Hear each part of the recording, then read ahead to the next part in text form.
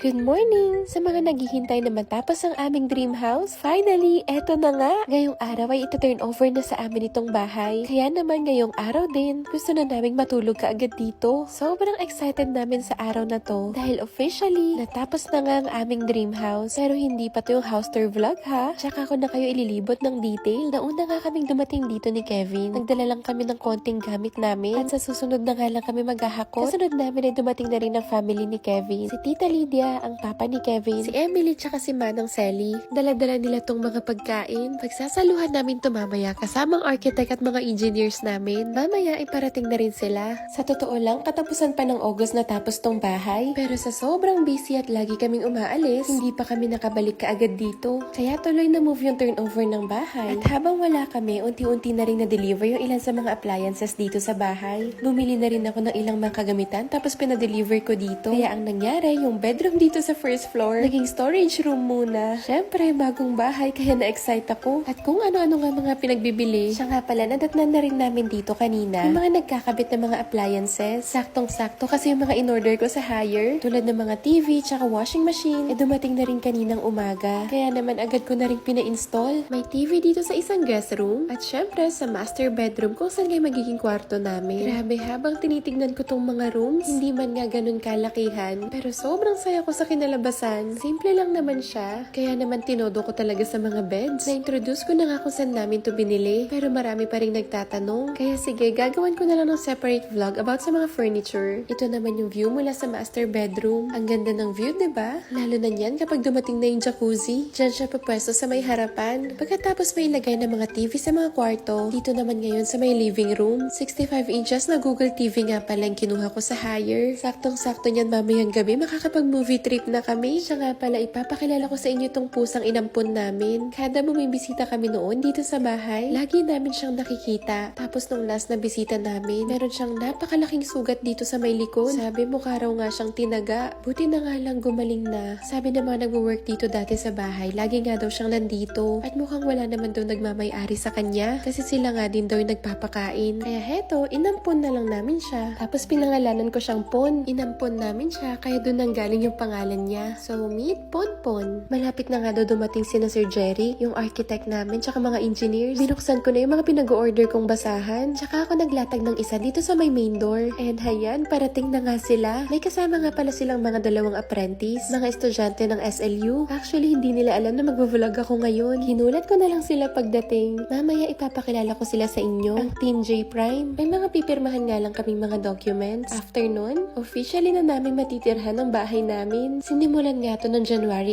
18. More than 6 months lang natapos na tong bahay. Alam niyo, sobrang saya namin na yung tiwalang binigay namin sa J Prime. Hindi na sayang at bagkus na suklian pa. Sobrang dali at gaan nilang magtrabaho. Madami nga na-amaze kasi ang bilis daw natapos ng bahay namin. Hinayaan ko na lang talaga si Sir Jeric sa lahat. At tignan niyo naman, hindi kami nabigo. Sobrang satisfied kami sa ginawa niya sa dream house namin. Sobrang babait pa. Sa lahat ng mga request namin, wala silang hindi nasunod. Kaya napaka-importante talaga yung pagpili ng kontraktor. Mabuti na lang at napunta kami sa mabuting kamay. At hayan na, finally! Iaabot na sa amin ng malaking susi. Grabe na, subaybayan nyo mula umpisa hanggang natapos nga tong bahay namin. Kaya sa lahat ng mga sumubaybay at nag-abang, mula groundbreaking ng bahay hanggang dito, maraming salamat po sa inyo. At sa mga nagtatanong nga kung sinong kontraktor namin, heto na't ipapakilala ko sa inyo isa-isa. Ang members ng J Prime Design and Build. Ang architect namin, syempre, Architect Jeric Balangue, Engineer Liam Morgano, Engineer Jason Balangue, and Engineer Micah Gano. Sila ang mga tao sa likod ng J Prime Design and Build. Sayang lang, wala na yung mga construction workers. Hindi na namin sila naabutan. Pero kung mapapanood nyo man po ito, maraming salamat po sa inyo. Malaki ang ginampanan ninyo sa pagbuo ng bahay po namin. Pagkatapos ng turnover, oras na para kumain. Kaya pinagbubuksan ko na nga itong mga pagkain. Maliit na celebration na rin namin to. Dahil ito nga ang unang araw na titira kami dito sa bahay. At bago kumain, syempre nag-pray muna. Si Engineer Liamor nga nag-lead ng prayer. Dahil alam nyo ba na bukod sa pagiging engineer, church pastor din sila. And hayan, kainan na. Pinagsalu-saluhan na nga namin itong mga pagkain. Grabe, nakakatuwa. Dati sa gilid-gilid lang kami ng bahay kumakain habang ongoing yung construction. Ngayon, dito na kami sa loob kumakain. Hay, ang bilis ng panahon, no? Glory to God talaga lahat ng nangyayari sa buhay namin. Gaya ng paulit-ulit kong sinasabi sa inyo noon, hindi namin lubos sa kalain na magkakaroon kami ng sariling bahay. Alam niyo bang hindi lang tong mismong bahay ang maganda, kundi yung mismong view? Para sa akin, perfect spot dito. Kahit anong weather, maganda.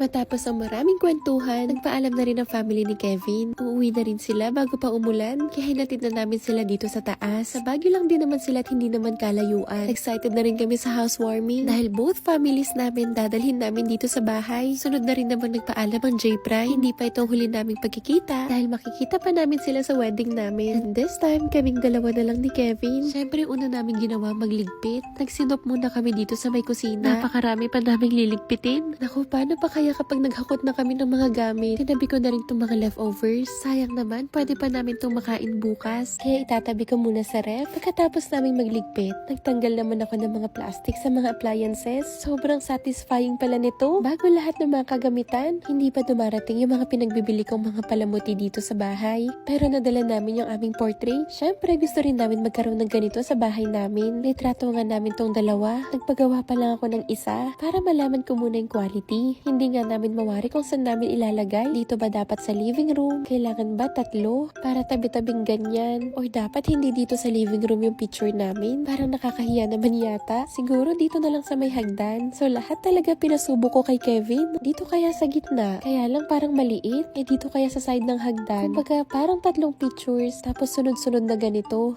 Saktong-sakto lang sa space. Ano kaya sa tingin ninyo? Excited kami masyado mag-design. Actually si Kevin ang namili sa picture na to. Pero marami pa kaming pwedeng ipagawa. May mga binili na rin pala kaming mga kortina. Kaya't susubukan naming ilagay dito muna sa master bedroom. Check namin kung maganda ba yung combination. Binili ko nga pala to sa Navi. Nakita ko lang sa TikTok shop. Mga blackout tsaka sheer curtains yung mga binili ko. Ang gaganda ng mga quality. Para na akong bumili sa mall pero nakatipid pa. Navi Philippines yung pangalan nila sa TikTok. Try nyo yung mga kortina nila. Talagang magaganda. Hindi ako makapili kung beige, cream, or white ba na kortina. Sabi nila sa akin, uso nga daw yung combination. Kaya lahat ng mga kulay na gusto ko, pinagsama-sama ko na nga. At mukhang maganda naman yung kinalabasan. Sakto lang sa color ng bahay. Sinubukan ko ding ilagay itong mga pinag-o-order kong garden lights. Ewan ko nga lang kung gagana pa ito mamayang gabi. Basta't gusto kong magkaroon dyan ng ilaw. At bago pa man magdilim, umakyat na kami dito sa kwarto namin. At maglalagay na nga kami ng mga bedsheets. Tatanggalin na rin namin yung mga balot ng mga mattress. Sobrang nakakasatisfy na naman. Excited na kaming mahiga dito mamaya. Sa wakas, maluwag na yung kama namin. Hindi na kami mag-aagawan ng space. King size itong bed sa master bedroom. Tapos yung tatlong kwarto, lahat yun queen size. Lalagyan na rin namin ng bedsheet. Ito isa pang kwarto. Ewan ko ba, nag-enjoy lang kami sa pagbukas ng mga mattress. Kaya sabi ko, lagyan na rin namin to. Parang gusto kong tulugan lahat ng kwarto. Ayan at maglalagay na nga kami ng mga kobre kama. Kakatuwa pala kapag bagong lipat sa bahay, no? Mas ramdam namin ngayon at dadalawa na lang kami. Buhat na umuwi kami dito sa Pinas. Wala kaming permanenteng inuuwian. Gawa na rin ng palipat-lipat yung mga trabaho, yung mga events. Pero ngayon natapos na tong bahay namin, parang ayaw na naming umalis. Gusto ko nga pala sa mga bedsheets, puro puti. Ewan ko ba, nagmana yata ako sa lola ko. Mahilig sa mga puting kobre kama. Parang mas nakakatulog ako kapag all white. Sa isang guest room naman, medyo may print lang ng konti, pero minimalist pa rin. Bukas ng gabi, gusto ko itry dito matulog. Tapos na kami maglagay ng mga bedsheets. Ngayon naman, magsha-shower na ako para mamaya makanood na kami ng movie. Hindi na nga kami magdi-dinner kasi medyo busog pa naman kami. Ganito yung itsura ng bahay kapag gabi. At bala ko pa nga tong punuin pa na mas maraming mga ilaw. Nako, kahit gabi maganda rito. Hindi nga namin alam kung saan ba kami tatambay. Kung sa labas ba, sa taas o sa loob. Sabi ko kay Kevin, manood na lang kami ng movie. Subukan namin yung bago naming TV. Ay, sobrang sarap sa feeling. Finally, may matatawag na kaming sarili naming bahay. Abangan nyo yung mga susunod naming mga videos dito ha. Sa susunod, baka mag-pray over na kami dito sa bahay. Tapos, housewarming naman. Madami pa kaming plano dito. Hanggang dito na lang muna. Thank you sa panonood ha. Bukas ulit. Bye!